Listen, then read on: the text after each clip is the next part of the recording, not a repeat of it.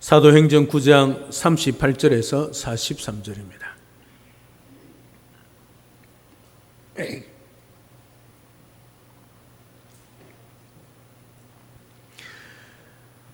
오늘 하나님께서 우리에게 주시는 말씀입니다. 제가 봉독해 드립니다.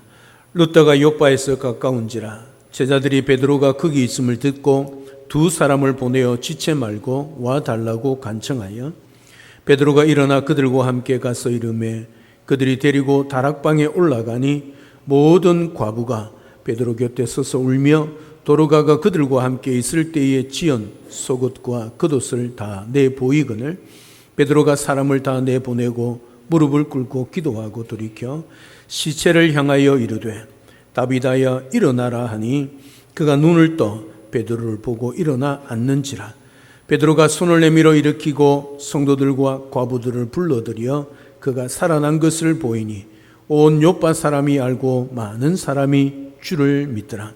베드로가 요빠에 여러 날 있어 시몬이라 하는 무두장이의 집에서 머무니라. 아멘. 우리 지난주에 도로가 다비다의 사건을 먼저 살펴보았습니다. 오늘은 다비다보다 베드로에게 주목을 하고자 합니다. 오늘 집중해서 하나님의 말씀을 들으면 좋겠습니다.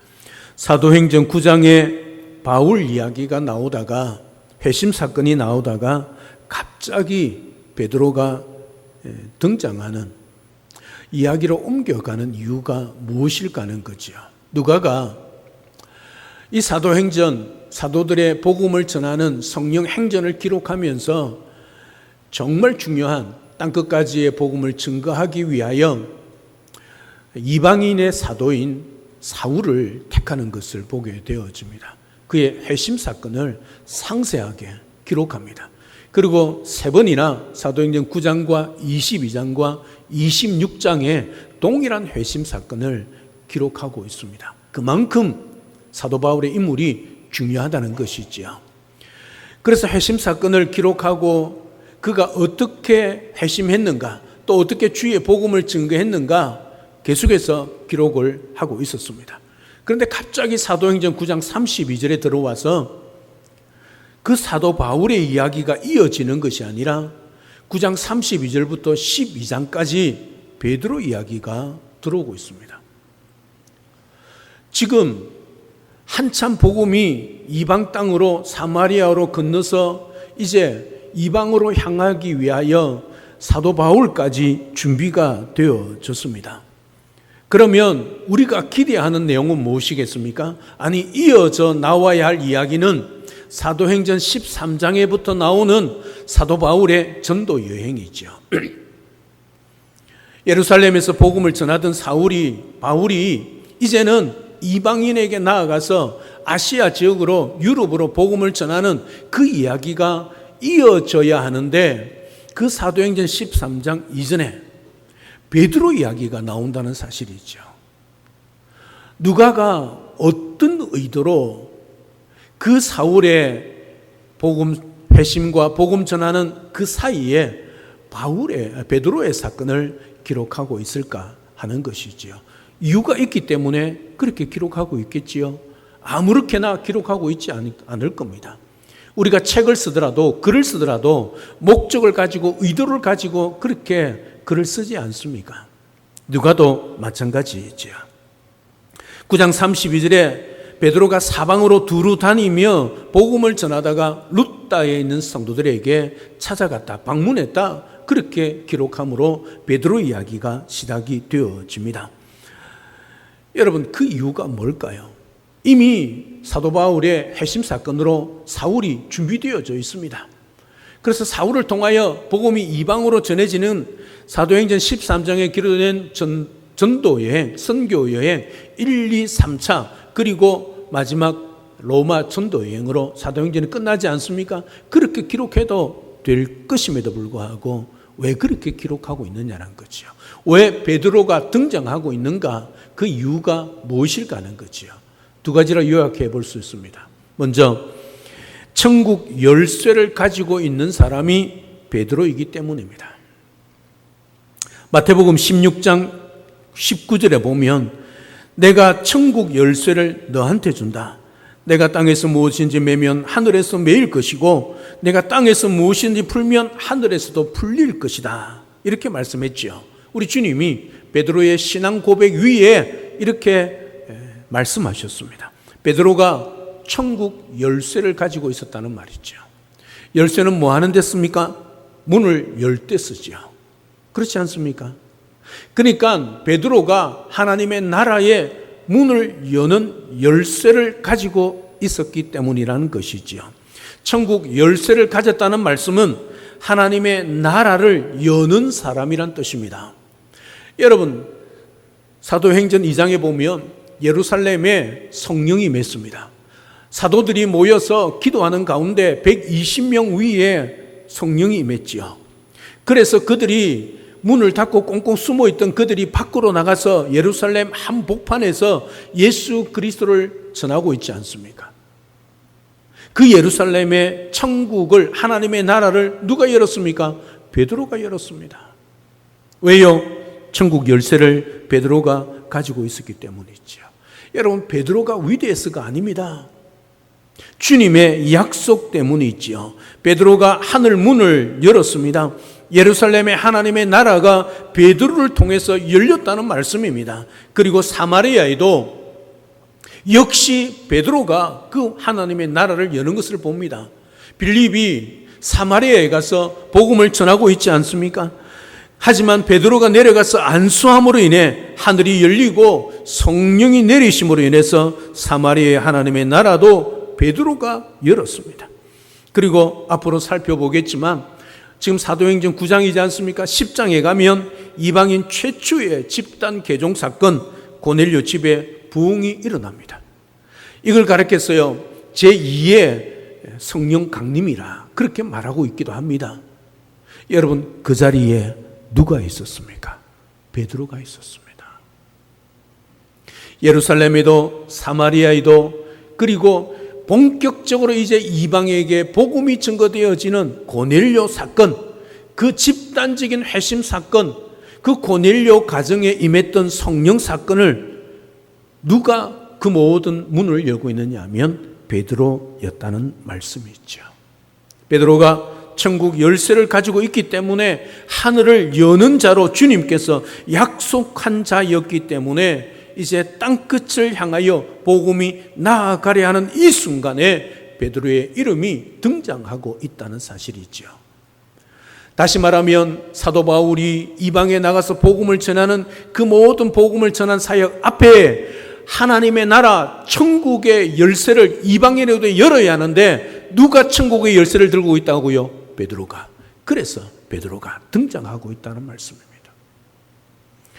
하지만 무엇보다도 여기 베드로의 이름이 등장하는 이유는 땅끝으로 복음이 흘러가기 위해서 사도 바울을 준비시키셨던 하나님이 이제 예루살렘과 유대인들도 준비시키기 위해서 베드로가 등장하고 있다는 거죠. 무슨 말씀이냐면 간단하게 요약하면 이제 이 복음이 유대인들에게 시작되어서 이방인에게 나아가야 되는데 유대인과 이방인이 파트너가 되어서 이 복음을 함께 전해야 되는데 아직까지 유대인들은 이방인들에게 구원이 없다고 생각하고 있는 거예요. 그러니 역으로 베드로가 어떻게 해요? 이방인에게도 구원이 있다는 것을 그가 경험해야 어떻게 해요? 예루살렘에 돌아가서 유대인들에게, 유대인 그리스도인들에게 이방인들에게도 하나님이 성령을 주시고 구원을 해 주셨다는 것을 베드로 입으로 이야기해야 되기 때문에 이 사건을 기록하고 있다는 사실이죠. 아직까지 유대인들과 사도들과 예루살렘에 있는 교회는 하나님이 이방인을 구원하신다는 것에 대해서 깨닫지 못하고 있었습니다. 여전히 그들은 이방인을 개처럼 여기고 더럽게 여기고 함께 할 수 없는 자라고 생각하고 있었습니다. 여러분, 사도행전 9장이죠. 지금 10장에 가면 고넬료 사건. 베드로가 환상을 보지 않습니까? 보자기 같은 큰 그릇이 하늘에서 내려옵니다. 그 안에 온갖 짐승이 다 들어 있습니다. 그러니까 더러운 짐승이 많이 들어있다는 거죠. 유대인들이 율법으로 먹지 못할 짐승들이 가득 찼다는 겁니다. 그런데 주님이 뭐라고 말씀합니까? 먹으라. 근데 베드로가 뭐지요? 저는 율법을 지켜서 지금까지 단 한 번도 먹은 적이 없습니다. 3번이나 고집 피웁니다. 그만큼 베드로가 뭐예요? 아직까지 이방인들에게는 구원이 없다고 생각하고 있는 것이죠. 그런데 어떻게 복음이 땅끝까지 전해져야 되는데 유대인들이 함께 동력하지 않으면 안 되는 사건이기 때문에 베드로가 등장하고 있다는 거죠. 개처럼 취급하고 지옥의 땔감으로 여기고 있던 그들에게 역시 성령이 임하고 주 예수 그리스도를 믿으면 하나님의 자녀가 될 수 있다는 걸 베드로 두 눈으로 똑똑하게 경험하게 만드는 사건이 있죠. 그러기 위하여 베드로가 등장하고 있다는 것이죠. 주님은 여기에서 베드로를 등장시켜서 열방을 사랑하시고 땅끝을 사랑하시며 이방을 사랑하시는 하나님의 마음에 대하여 가르치고 있는 것이지요.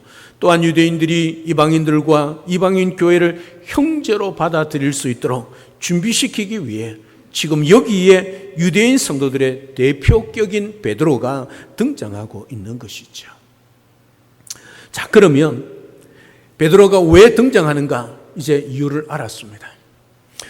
베드로의 이야기가 사도행전 9장 32절부터 12장까지 이어집니다.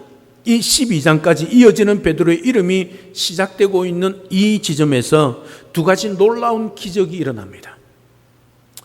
하나는 지지난주에 살펴보았던 사도행전 9장 32절에서 35절 루다의 애니아라는 중풍병자를 고치는 사건이 있죠.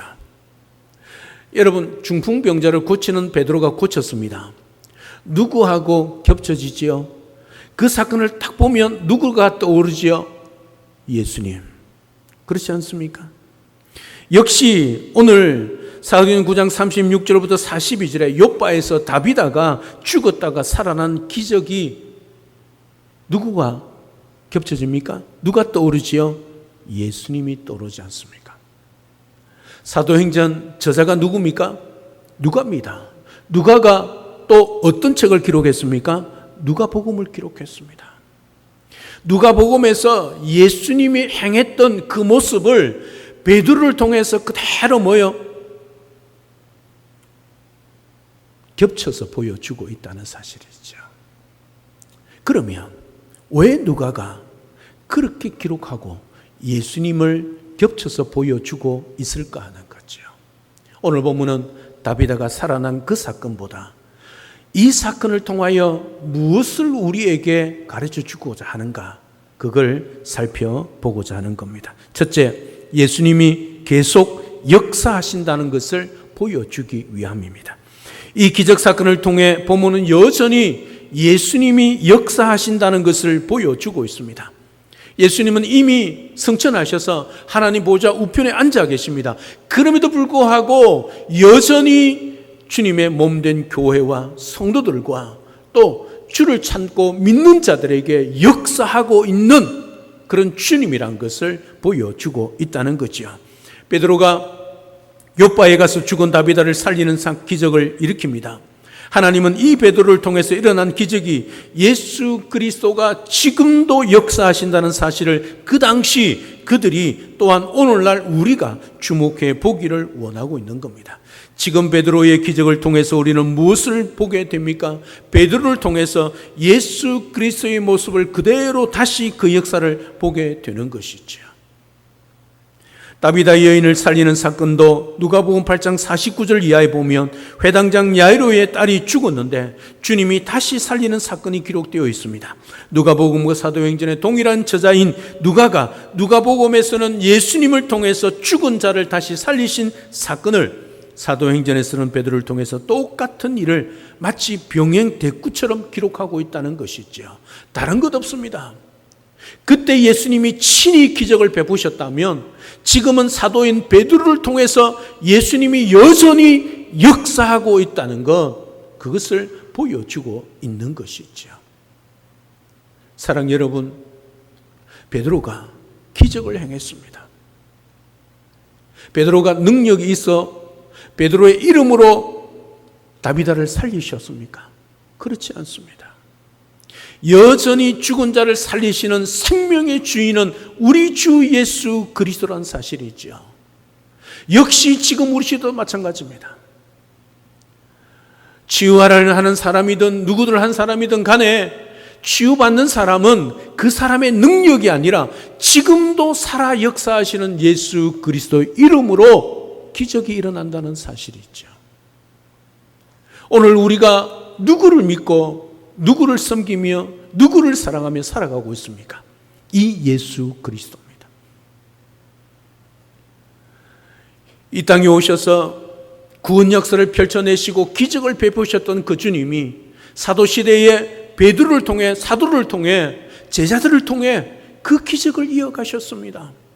오늘 이 시대 우리 시대에 역시 동일하신 살아계신 우리의 주님 되신 예수 그리스도께서 저와 여러분들을 통해 세상과 사람을 살리기를 원하고 계신다는 거지요. 우리가 잘나서가 아니라 우리에게 능력이 있어서가 아니라 우리 주 예수 그리스도 이름이 능력이 있기에 우리 입술로 고백하고 우리가 기도하고 그들을 향하여 중보하며 그들을 향하여 치유를 선포할 때 지금도 역시 동일한 예수 그리스도의 기적이 일어난다는 사실이죠.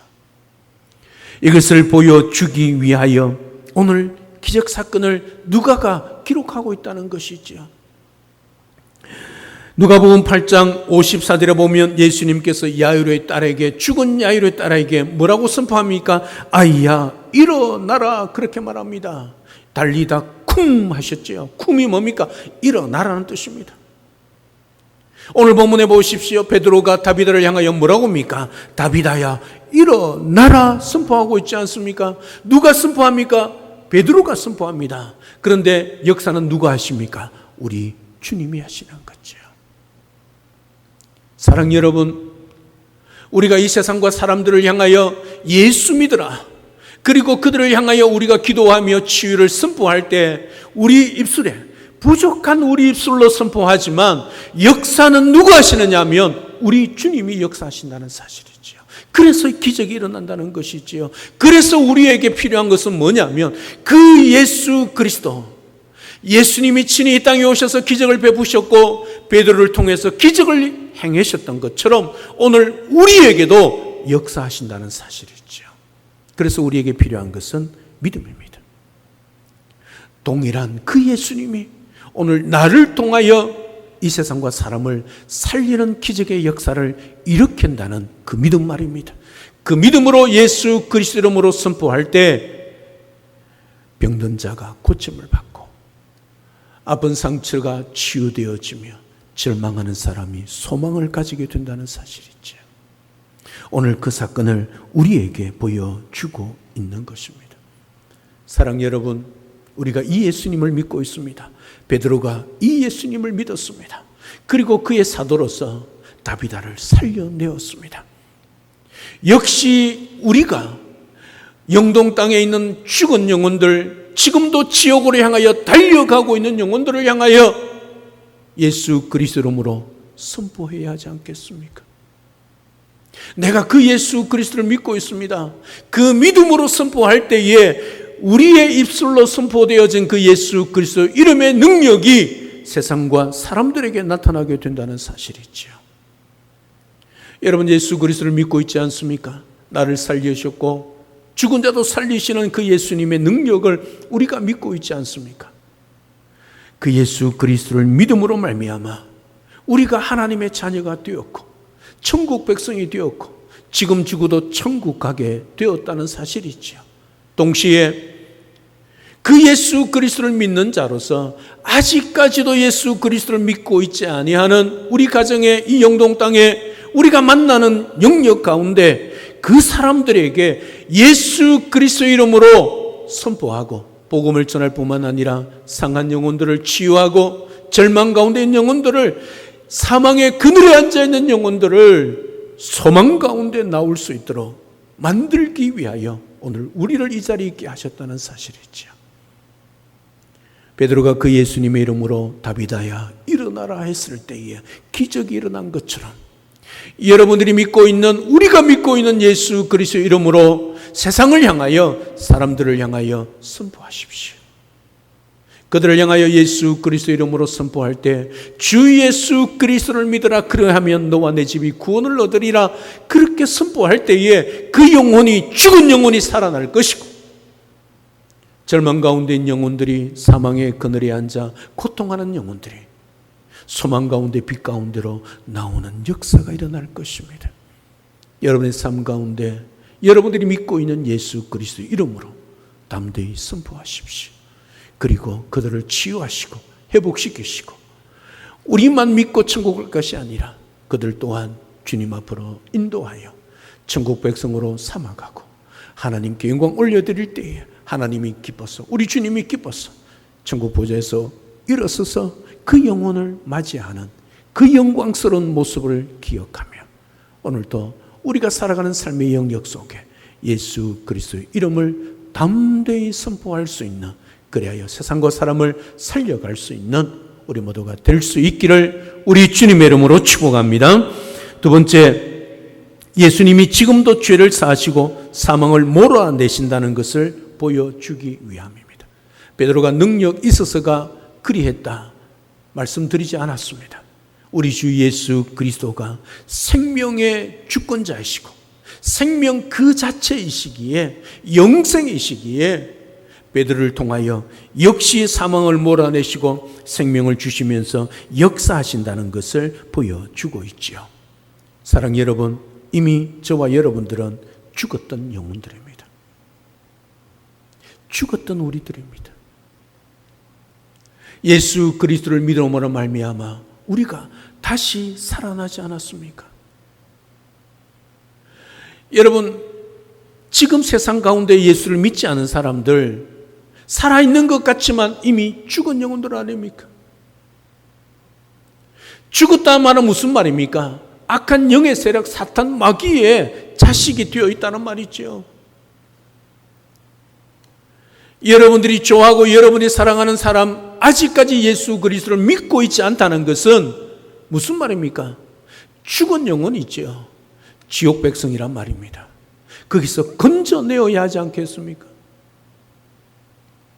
그들이 예수 그리스도를 믿어야 사망이 물러가고, 그들이 예수 그리스도를 믿어야 죽었던 영혼들이 다시 살아나는 생명이 그들 가운데 역사한다는 사실이죠. 우리가 그 영혼들을 바라보면서 어떻게 그냥 생뚱맞게 지내볼 수 있겠습니까? 죽은 영혼들이, 이미 지옥 가는 영혼들이 지옥행 급행열차를 타고 달려가고 있는 그들을 거기에서 끌어내려야 하지 않겠습니까? 사망 가운데, 절망 가운데 고통하는 그들, 건강하게 잘 살아가고 있는 것 같아도 이미 죽은 영혼들이고 탄식하는 영혼들 아닙니까? 그 영혼들을 그냥 두고 보고 있다면 우리가 주님 앞에 섰을 때 무엇으로 변명할 수 있겠습니까? 기회가 무한정 있을 것 같습니까? 오늘 시간이 나의 시간이지 내일은 우리가 어떻게 될지 아무도 모릅니다. 따라서 오늘 또 사망 권세를 가지시고 죽은 영혼들을 살려내시고 역시 생명을 주시는 주님이 우리에게 그 사명을 맡기셨다는 사실 기억하셔야 합니다. 오늘 베드로를 통해서 다비다를 살려낸 것은 바로 사망 권세를 깨뜨리시고 부활의 생명 되신 예수 그리스도를 보여주기 위함이듯이, 오늘 또 우리가 그 은혜를 누린 자들로서 세상 가운데 아직까지도 사망의 그늘에 앉아 고통하고 있고 절망하고 있는 그 영혼들을 살려내기 위하여 예수 그리스도의 이름의 복음을 우리에게 주셨다는 사실을 기억하고, 다른 것 있습니까? 우리가 만나는 사람들에게 예수 믿으라고 전해야 하지 않겠습니까? 그들을 설득하는 거 아닙니다. 복음은 선포입니다. 만나는 사람들마다 귀에 못이 박히도록 우리가 할 일은 예수 믿으라, 예수 믿으라. 그 다음은 주의 성령이 역사하는 것입니다. 사망 권세를 가지신 우리 주 예수 그리스도가 베드로 통해서 다비다만 살린 것이 아니라 저와 여러분들을 살렸고 죽은 영혼들을 살릴 수 있는 전능하신 주님의 이름이란 사실을 기억하고, 오늘 또 우리가 만나는 세상 사람들, 죽은 영혼들을 향하여 사망 권세를 가지신 예수 그리스도로 선포하여 사망의 그늘에 앉아 고통하는 그들이 생명의 빛으로 다시 돌아오고 사망 권세를 가진 그 주님을 나의 주님을 하고 우리와 동일한 고백을 통하여 주님을 섬기는 그 은혜의 자리로 초청할 수 있고 그런 사람으로 만들어 갈 수 있는 그런 우리 모두가 될 수 있기를 우리 주님의 이름으로 축복합니다. 세 번째 마지막, 주님이 베드로에게 주님의 마음을 깨닫도록 가르친다는 것을 보여주기 위함입니다. 지금 본문에 베드로가 그때 사방으로 돌아다니면서 순회 전도하다가 욥바까지 내려갔다 우리가 살펴보았습니다. 9장 38절, 42절, 43절에 욥바가 계속 등장합니다. 그리고 43절에 보면 베드로가 욥바에 여러 날 있어 시몬이라 하는 무두장의 집에서 머무니라 그렇게 기록하면서 9장이 끝이 납니다. 욥바에서 다비다를 살려준 베드로는 그곳에서 여러 날 머물렀습니다. 그리고 거기 있는 동안 자신의 이름이 똑같은 시몬의 집에서 머물렀다 그렇게 기록하고 있습니다. 그가 머문 집의 주인인 시몬이라는 사람이 자기와 다른 시몬임을 말해주기 위하여 그 집의 시몬의 직업을 밝히고 있습니다. 그 시몬의 직업은 무두장이었습니다. 전에 성경에는 피장이다 그렇게 기록하고 있습니다. 무두장이나 피장은 같은 말입니다. 동물의 가죽을 가공하여 그 가죽을 파는 그런 직업이 무두장이 피장입니다. 그런데 지금은 가죽을 만들어서 가죽을 파는 사람들은 좋은 직업이지 않습니까? 그 당시는 짐승의 가죽을 벗겨서 기름을 제거하고 말려서 가죽을 만들기 때문에 그 손에 짐승의 피를 묻혀야 했습니다. 피는 그 당시에 부정한 것이지요. 그러니 이 무두장이 피장이의 직업은 아주 천한 직업이었습니다. 누구든지 유대인이라면 그 집 근처조차 가지 않습니다. 왜요? 부정한 짐승을 늘 피를 손에 묻히는 직업의 사람이기 때문입니다. 그런데 오늘 본문에 보십시오. 누가 어느 집에 들어가 있습니까? 시몬 베드로가, 유대인의 대표격인 사도인 베드로가 천한 직업, 유대인들은 근처에 가지도 아니하는 무두장이 시몬의 집에 머물렀다. 그것도 하루가 아니라 여러 날 머물렀다 기록하고 있습니다. 이 말씀은 사도행전 10장과 연결이 됩니다. 사도행전 10장은 고넬료 회심 사건이 기록되어져 있습니다. 고넬료에게 환상을 주고 베드로에게 환상을 동시에 보여주십니다.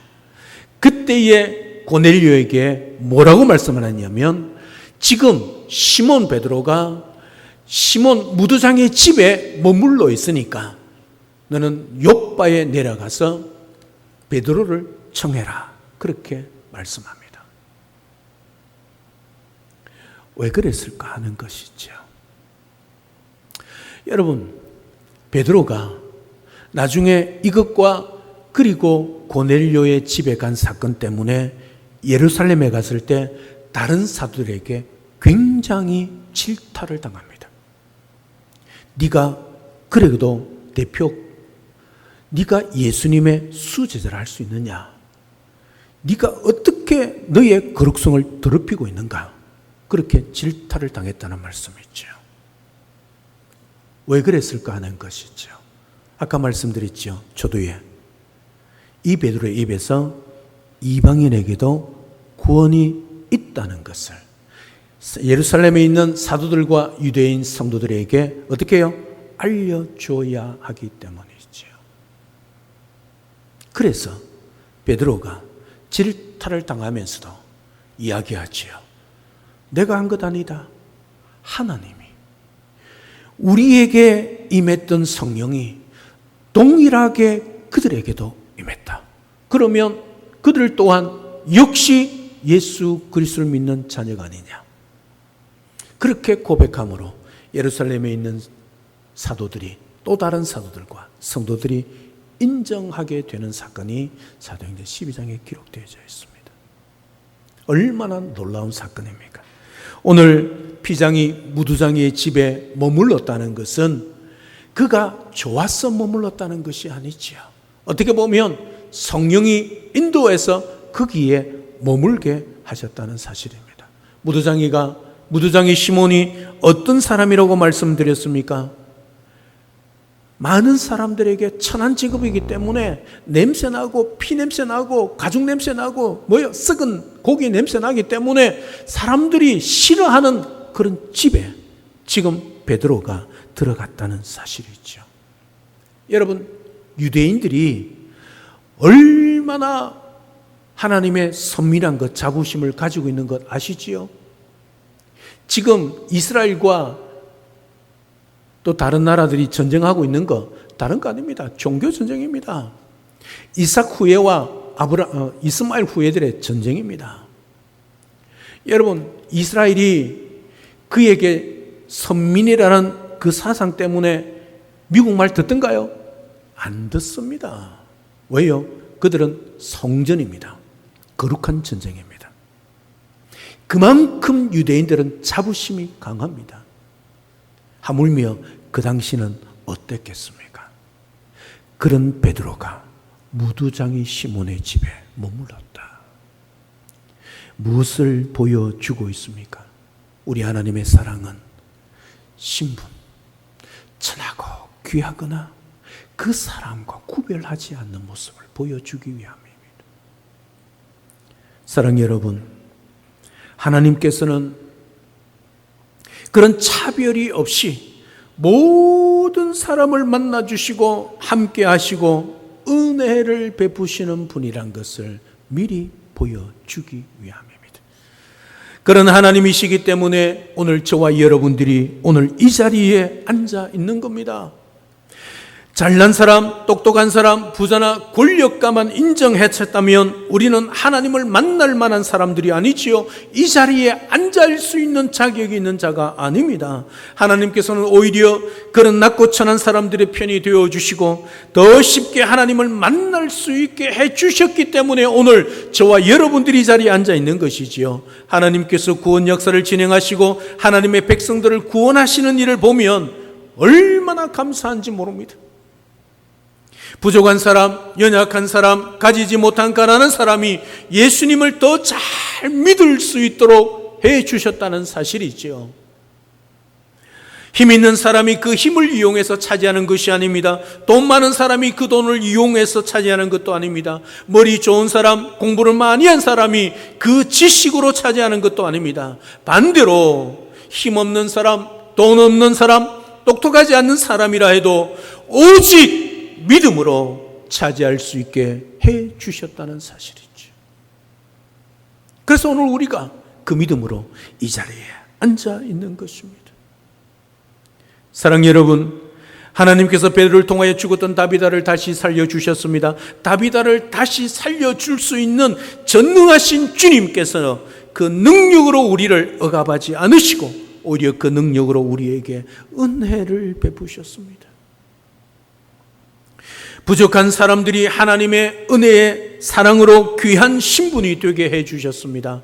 그 거룩하신 하나님의 아들, 딸, 자녀로 삼아주셨습니다. 우리도 죽은 후에 다시 부활시킨다는 것을 보여주셨습니다. 그 주님의 사랑과 은혜에 늘 감사하며 살도록 오늘 이 자리에 있게 해주셨습니다. 그 은혜, 그 사랑 감사하며 사시기를 주님의 이름으로 축복합니다.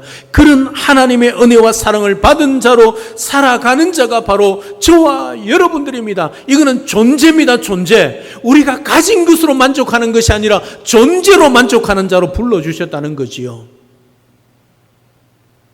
여러분, 왕자와 거지 이야기하지, 동화 이야기 알고 있지 않습니까? 왕자가 거지 옷을 입고 있다고 걱정합니까? 염려합니까? 두려워합니까? 그렇습니까? 내가 왕자입니다. 그런데 왕궁에서 나와서 거지 옷을 입고 있습니다. 그렇다고 왕자가 거지가 됩니까? 여러분, 옛날에 왕들을 보면 왕 임금들이 백성들이 어떻게 지나는가, 어떻게 사는가 순찰하려고 밤에 양반 옷을 입고 왕복을 벗고 밖에 궁중 밖에 나가지 않습니까? 궁 밖에 나갔다고 왕이 아닙니까? 임금이 아닙니까? 그의 신분이 임금이고 왕이기 때문에 평민복을 입고 있다 할지라도 궁을 나가서 궁 밖에 있다 할지라도 여전히 왕이란 사실이지요. 그러면 그 왕이 왕복 입고 있지 않다고 절망할까요? 두려워할까요? 신세한탄할까요? 그러면 그 왕 바보지요. 그렇지 않습니까? 여전히 왕 아닙니까? 사랑 여러분, 저와 여러분들은 하나님의 나라에 그 하나님이 우리를 왕자로 공주로 불러주셨습니다. 이 세상에 살면서 거지 옷을 입고 있다 하고 내가 하나님 나라 왕자 아닙니까? 하나님 나라 공주가 아닙니까? 만약에 하나님의 나라 왕자 공주처럼 살지 않고 거지처럼 불평하고 원망하고 있다면 뭐지요? 내 지금 가지고 있는 것, 누리고 있는 것 때문에 원망하고 불평하는 바보 중에 바보지요. 그렇지 않습니까? 내 존재 자체가 이미 우리는 하나님의 나라의 왕자고 공주입니다. 그러면 우리는 어떻게 합니까? 거지 옷을 입고 있다 할지라도 하나님의 나라의 왕자로 공주로 살아가야지요. 자부심을 가지고 살아가야 하지 않겠습니까? 내가 거지 옷을 입고 할지라도 내가 하나님의 나라의 왕자고 공주인데 어떻게 우리가 신세한탄할 수 있겠습니까? 이 세상에 좀 없다고, 못 배웠다고, 가진 것이 없고 누린 것 없다고 우리가 어떻게 하나님을 원망하고 불평할 수 있겠냐는 말씀입니다. 우리 존재가 이미 하늘의 것입니다. 우리 주님의 것입니다. 그 어느 누구도 빼앗을 수 없습니다. 우리는 누리면 됩니다. 가진 것 없고 배운 것 없어도 예수님의 이름으로 누리면 됩니다. 이게 우리의 존재의 가치입니다. 기억하십시오. 그 하나님 은혜, 그 주님의 사랑 감사하시기를 바랍니다. 그리고 아직까지도 사망의 그늘에 앉아 죽어간 영혼들, 그들 존재가 왕자가 아니고 공주가 아니라 진짜 거지 아닙니까? 아무리 잘 사고 아무리 좋은 집에 살고 아무리 좋은 차를 몰고 다녀도 그들은 여전히 죽은 자 아닙니까? 그들을 바라보면서 아무 감정이 없다면, 그들을 향하여 측은히 여기는 마음이 없고 불쌍히 여기는 마음이 없다면 우리가 정말 주님을 사랑하는 자가 맞는지 돌아보아야 하지 않겠습니까? 지금도 우리 주님은 그 죽은 영혼, 사망의 그늘에 앉아 고통당하는 그들을 향하여 마음 아파하시는 우리 주님이십니다. 여러분의 가정 안에 여러분의 아내가, 여러분의 남편이, 여러분의 자녀가, 부모가 아직까지도 예수 그리스도 믿고 죽어있는 영혼이라면 그래도 그들과 함께 잘 살 수가 있습니까? 그들 영혼을 바라보며 가슴 치며 눈물 흘리며 주님 앞에 인도해야 하지 않겠습니까? 저와 여러분들의 사명입니다. 우리가 그 사랑을, 그 은혜를 받았지 않습니까? 오늘도 만나는 사람들에게 우리가 잘 해주어야 하고 대주어야 할 이유가 바로 거기에 있는 것이지요. 기억하십시오. 오늘도 우리가 이 은혜를 누리고 있는 하나님의 나라의 존재란 사실, 그리고 아직까지도 이 은혜를 모르고 이 사랑 모르고 죽은 영혼으로 사망의 그늘에 앉아있는 그들을 향하여 우리가 나가서 예수 그리스도의 사랑을 보여주어야 하지 않겠습니까? 천하만국과 열방이 주님께 돌아오기를 간절히 원하시는 주님의 마음의 소리, 여러분은 들리십니까? 들으면서 살아가야 하지 않겠습니까?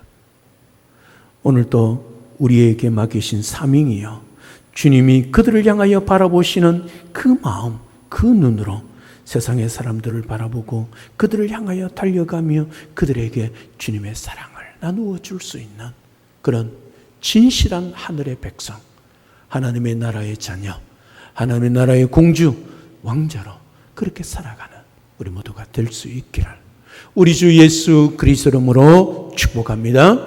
할렐루야. 아멘. 살아계신 하나님, 은혜와 사랑을 진심으로 감사를 드립니다. 오늘 베드로를 통하여 우리 주님이 여전히 살아 역사하시고 사망 권세를 몰아내시며 나 같은 죄인도 사랑으로 함께 하시며 도와주시며 구원하시는 그 사랑의 그 은혜의 주님이란 것을 베드로를 통하여 보여주셔서 감사합니다. 오늘도 우리의 존재 가치는 하늘에 있습니다. 이 땅에 있지 않습니다. 내가 이 땅에 것으로 아무리 이 땅의 것이 거지 같은 옷을 입고 있다 할지라도 나의 존재 가치는 하나님의 나라의 왕자여 공주입니다.